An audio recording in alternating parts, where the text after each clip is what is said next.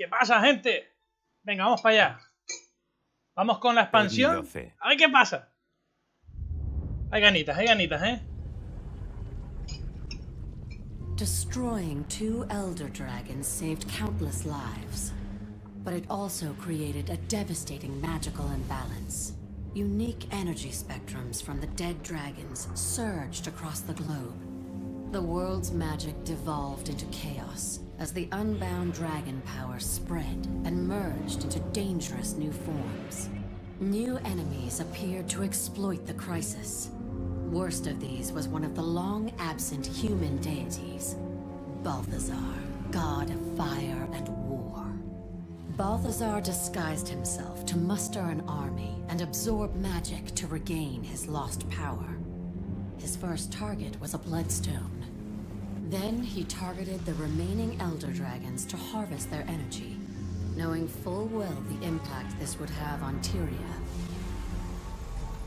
Yet amid the chaos of unbound magic, a new ally also rose. A different kind of dragon was born. Aurene chose you as her champion.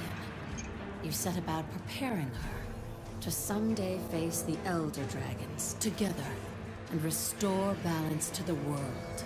But will she even get the chance? It seems Balthazar no longer cares about the world, or even those who once worshipped him. He claims to have been betrayed. Whatever his reasons, he must be stopped.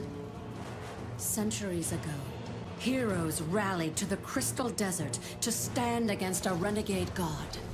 Will you too now answer that call?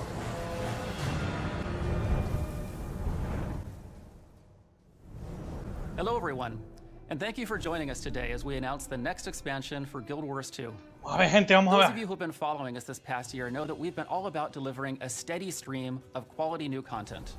We shipped a full season of Living World, 6 episodes with 6 new open world zones, plus new fractals and raids, PvP and World vs. World updates, legendary weapons and armor, and more.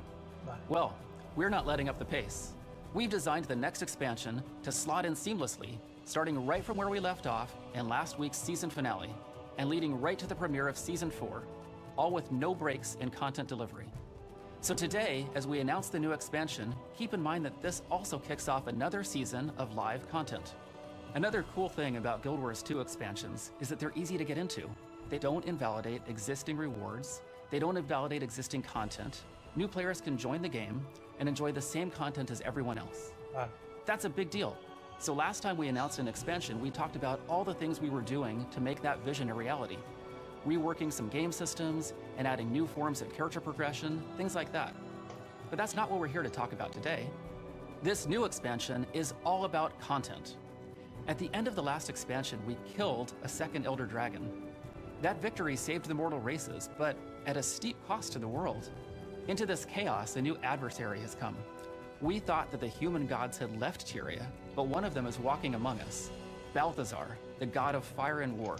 He's building his forces, and he seems hell-bent on killing elder dragons. If the gods really abandoned Tyria, why has one of them returned? Why did he disguise himself and absorb the power of a bloodstone? What's his plan? Today we'll reveal where we're going next with the story of Tyria. We'll travel to a long-lost land, and we'll introduce some fun new ways to play the game. Let's take a sneak peek. Vale, vamos a ver qué es lo que van a poner, ¿eh? Commander, there's something I have to tell you. Me encanta la voz. I went into the mists after my sword, but I found something else.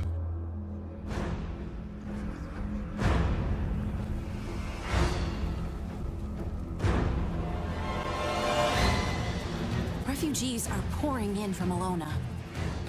If he kills an elder dragon, Tyria will never recover.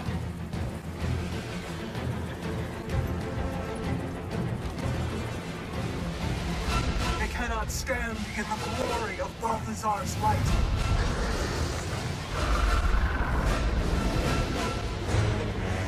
Hostia puta, cómo se ve, tío. ¿Qué pasa? ¡No! ¡Venga, hombre! ¿Qué pasa? Ah, vale, esta mierda se trabó. Oh, no way. No way, tío, ¿qué pasa? Pues tiene que refrescar la página.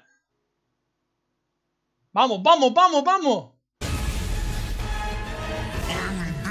Hostia, se ve muy guapo, ¿eh?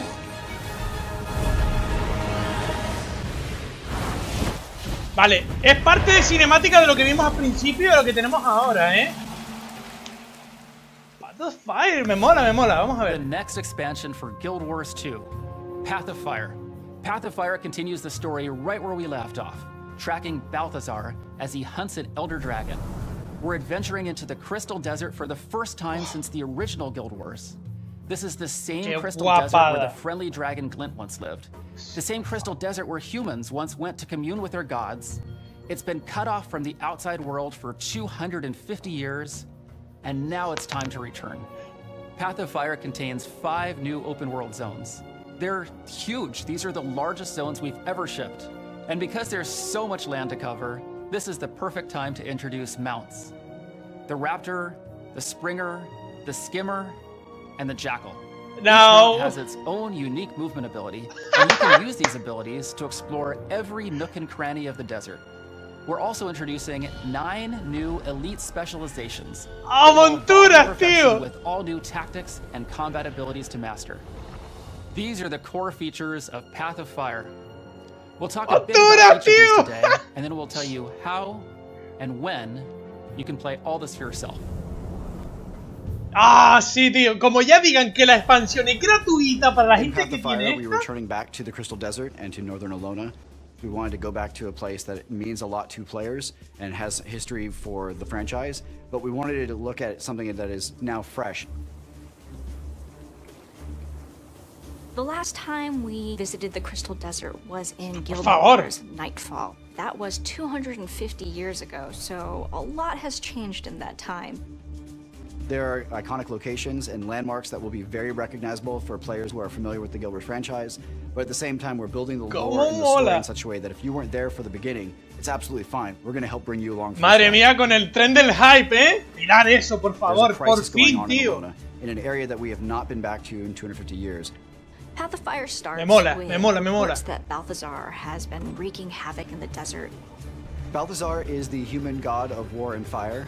Last we had heard that the gods had kind of stepped away from Tyria. Human players have been worshipping him since Guild Wars 1.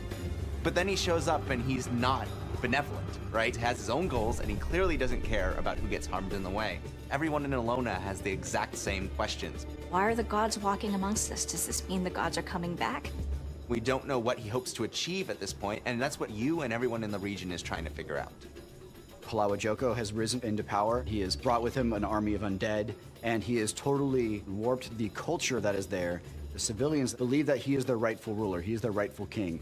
How is this region dealing with these crises? What different powers are taking advantage of the scenario? How are they trying to solve it?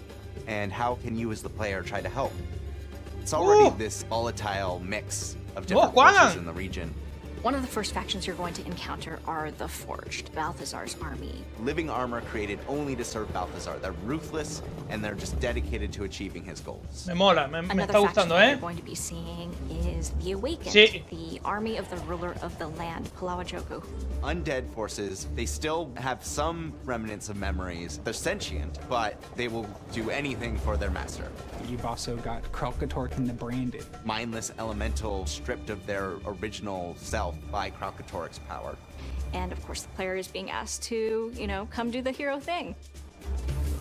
So the player needs to form a new coalition here in the desert. Path of Fire has a great combination of old friends and new, who all have very different perspectives on Balthazar. You've got your warriors like Ritlock, and you've got Casimir, and these people all get together to help the commander, the player.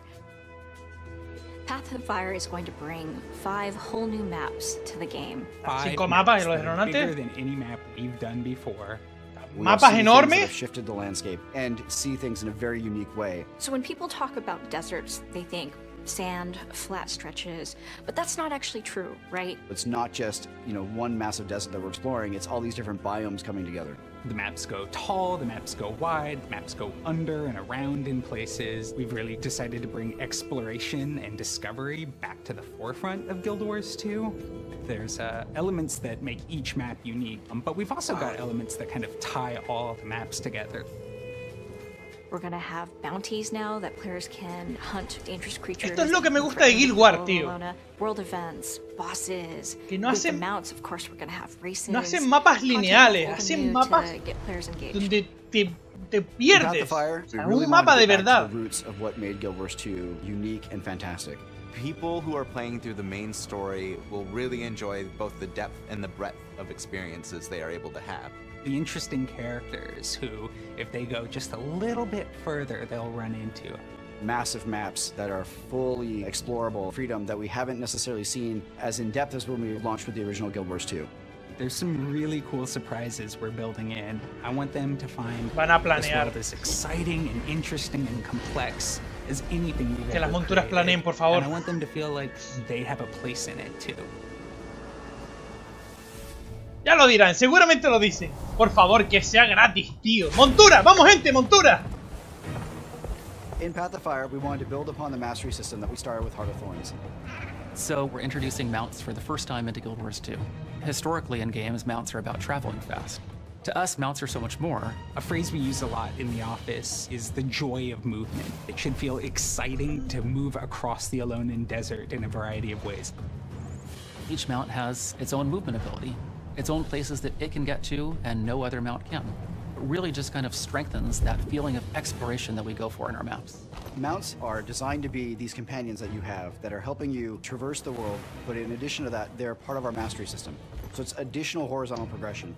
Como los nuevos talentos the mounts de themselves volar, are your planear ally. y todo They're eso, not me just imagino. a creature that you're riding. They're a companion that's taking you on this journey that allows you to get across puzzles in ways that we hadn't thought possible before now. The first mount that players get access to is the Raptor, which has this enormous leap. It can jump across canyons and over roofs. This can be used to reach areas that might be off limits normally to a player. Mounts are not really intended to be a combat tool, they're more of a movement tool. But all of the mounts have a single skill that they can use to engage you into combat. The Raptor's engage skill is this tail spin. It can pull enemies together, so it's really good for starting off big fights.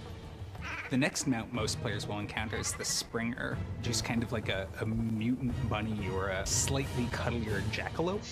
It has this leap that takes it up really high in the air. It's a charged up jump, and the longer that you Vale, el otro es para saltar hacia adelante y este hacia arriba. And it can also be used to get access Prueba to de some saltos, really ¿no? fantastic stuff.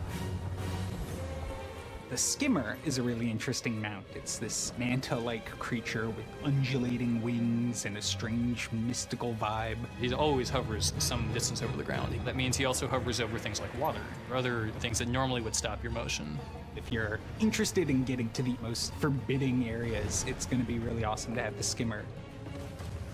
The Jackal is a beast all unto itself. It's created with magical energies, it's living dust. Its primary movement tool is to blink forward a very short distance, so you can use it to cross short gaps. Unlike the Raptor, he's able to change direction in midair, so you can solve certain puzzles that need precise direction of movement. I think there'll be some really interesting things for players to do. Está muy guay, ¿eh? ¿Y por qué se para, tío, en YouTube? ¿Por qué se para? Tengo que refrescarlo todo el rato, ¿eh? Venga, ponte, vamos. 300 megas para esto, tío. And that just opens up the possibility. Building places that aren't like anything players have seen in Guild Wars before. Está muy guapo, ¿eh? Y es verdad, no lo hemos visto en ningún juego esto de las monturas, ¿eh? Especializaciones de élite, ¿eh?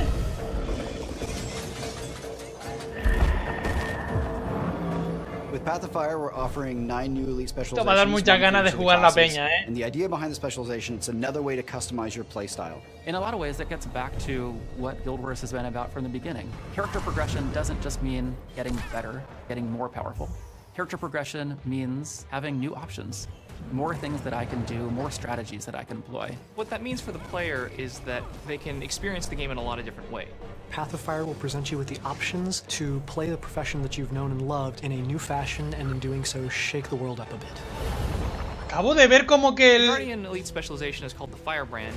He specializes in burning his enemies and conjuring magical tomes that he can use to support his allies.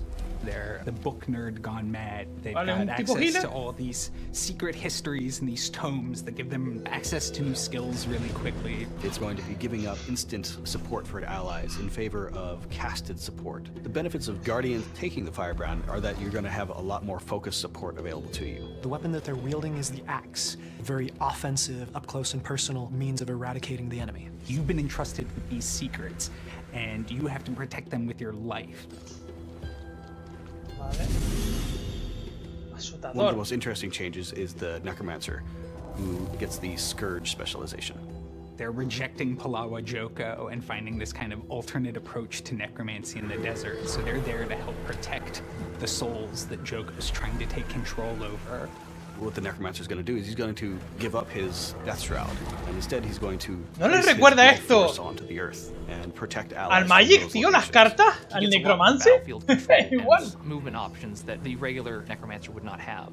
The Scourge gets the torch as an offhand weapon, protecting their allies with it, and lighting the way to, well, damnation for their enemies. Muy bien. The new elite specialization for the Thief is the Deadeye. They run with the rifle. The rifle gives them a lot more range. It lets them tackle certain problems from a distance that normally they'd have to face up front. They form a contract to take out a particular individual, and then they execute on that. The Deadeye would have me terrified, you know, that there's someone out there stalking me, waiting for me to make a mistake so they can take me down. They're mercenaries, they're assassins, they're trained hunters. Great to have on your side. Don't get them upset. Por favor. The Mesmer specialization, the Mirage, focuses on being a very deceptive combatant in close melee range. They blend into basically whatever their surroundings are, camouflaging themselves so that you can't see them, and while they're doing this, they can strike at you from multiple directions. The other interesting thing about the Mirage is that it has a different dodge mechanic. They have a blur effect that allows attacks to pass through them rather than them moving out of the way of the attack. The idea that there are folks who now can manipulate the desert itself to kind of provide power to their illusions and phantasms, I think it's a really cool direction for the Mesmer to step in.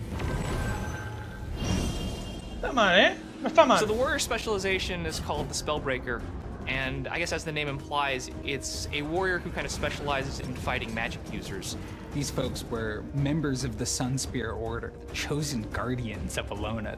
When their order was smashed, they picked up stopping powerful wizards was the best way to protect people. They wield daggers, and they have become so ridiculously focused at perceiving magic that now they're able to actually. Lo malo es que todo esto ya se ha filtrado, más o menos. They've got these incredibly powerful retaliatory abilities. They've got the ability to just stop skills from working in an area or strip the enemy's bones. You don't just challenge your enemy where they're weak, you challenge them where they're strong, and you make them back. Tía, mundo contra mundo, por favor. The Weaver is an elementalist who has decided that they are going to specialize in the desert in wielding multiple attunements at once. Elementalists normally cycle through their magic one after the other, but the Weaver is combining them and creating these new elements out of the two, this kind of hybrid magic. The Weaver can have 2 fire skills, 2 water skills, and then a 5th skill that is a fire and water skill simultaneously. The weapon that they're going to be wielding is one that elementalists have long requested, the sword. So they will be picking up the access to imbue their blades with... No way! ¿En serio, tío? ¿En serio? Surprise your opponents, catch people off guard, and keep a sense of flexibility. Your enemy doesn't know what you're about to do, and I think there's something really cool there. The Soul Beast is our ranger specialization that allows rangers to combine their spirits with their pet. Que se le metió antes el arma. Mira, mira. They become their devourer. They take on the essence of these animals and tear through opponents. They also gain access to the dagger as a main hand weapon, Now they can kind of, you know, slice and dice with both components, crossing into close range, as well as crippling from a distance. It works really well with some of the new pets that we're adding for Rangers in Alona. My God, tío! The Renegade is the elite specialization for the Revenant. This is a new legend that they get to channel, and the legend is of Kala's Scorchrazor, this renegade char. And she kind of bestows on the player her rebellious spirit that she used to overthrow the Flame Legion. And what this kind of manifests as is the ability to ambush opponents. You can summon members of her char warband to bolster your allies, or you can fire arrows into a portal into the mist that come out of a different portal behind the enemy. What's really exciting about the Renegade is the idea that standing up to powerful, intimidating foes because you know what's right and you know you'll win in the end. Habría que probarlo, ¿eh? Hay que probarlo. The Hollowsmith is the engineer's elite specialization. They take a very clean look at energy, light in particular, and find ways to bend it to enhance their strikes. He can have this kind of interesting multi-weapon playstyle.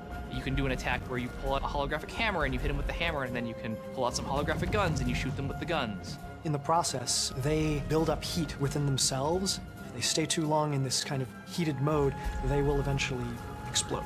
The idea of bending light to be your weapon, I think, is really cool. Madre mía, el ingeniero por ahora. To explore different ways to play the same character. They push the bounds of what they've done before. You get to choose how your character exists in the world, what they do, how they do it, and these elite specializations allow you another step in customizing the character to meet that end. El ingeniero, gente, el ingeniero. And that is Path of Fire. It's a rich experience that will take you to the sands of the Crystal Desert, pit you against new foes, and change the way you fight and explore the world.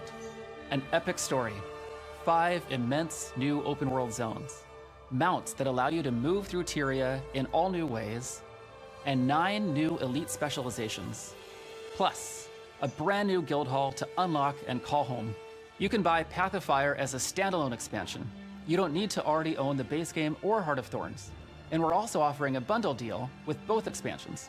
Everything you need to know is at guildwars2.com. The final question is always, when can I play? Well, I have some good news. Siempre. We'll be running a preview experience event next weekend. It's open to everyone, even if you're not already a Guild Wars 2 player. Just create a free account today to get ready for it. And after the preview event, you don't have long to wait. The gates to the Crystal Desert open in less than 2 months. Menos de 2 meses. Path of Fire launches September 27th. Vale. Ves, lo dije, en diciembre. We truly couldn't be more excited to share with you what we've been creating with Path of Fire. As always, it's you, the fans, who make all this possible. Thanks again for your support and for being an integral part of Guild Wars 2. We'll see you in the Crystal Desert. Pues creo que eso ha sido todo, ¿no, gente? Eso ha sido todo. Vale, no está mal. No está nada mal, ¿eh? No ha estado nada mal. Hemos visto las monturas, que era lo que creo que todo el mundo queríamos, ¿no? Hemos visto todo. Lo hemos visto casi todo. Pensaba que nos iban a poner las monturas gratis, pero las monturas gratis. La nueva especialización, la expansión nos la iban a poner gratis, pero no. Al parecer va a ser como el año pasado. Si compras la nueva, pues vas a tener esta última también. Es decir, vas a tener el lote completo. El juego y la expansión. La primera expansión. Así que, gente, si vas a empezar, pues... Shut take my money. Sí, tío. Sí, tío. Y la próxima semana ya podremos entrar en la nueva zona. Así que podremos probar la nueva expansión. Va a estar bien. Y después dijo 2 meses. Después de menos de 2 meses podremos. Pero bueno, va a salir en diciembre. Ya se dijo la fecha. El 22 de diciembre. Yo ya lo sabía porque antes tuvieron el error de ponerlo.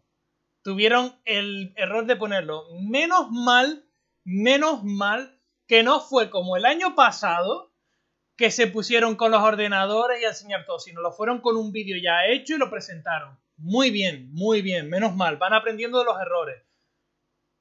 Está mal porque estaría guay que salieran en un plató como el año pasado y tal, pero bueno, no ha estado mal, ¿eh?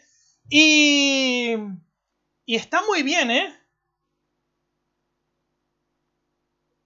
Sale en septiembre, pero dijo, si no me equivoco, que la próxima semana, es decir, esta semana, la próxima semana, sale, podemos probarlo todo el mundo, podremos probar la expansión.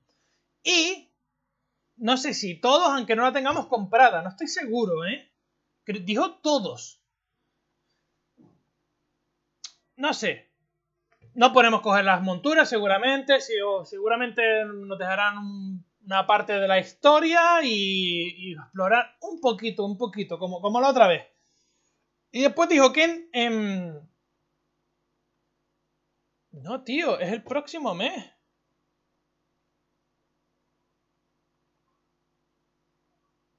Creo que es el próximo mes. Decía, el 22 del 09. Sale la expansión, ¿no? Eso no es diciembre. Es septiembre, tío. En septiembre sale. A ver. Sí, coño, en septiembre. El 22 de septiembre. El próximo mes, no diciembre. Madre mía con mi dislike.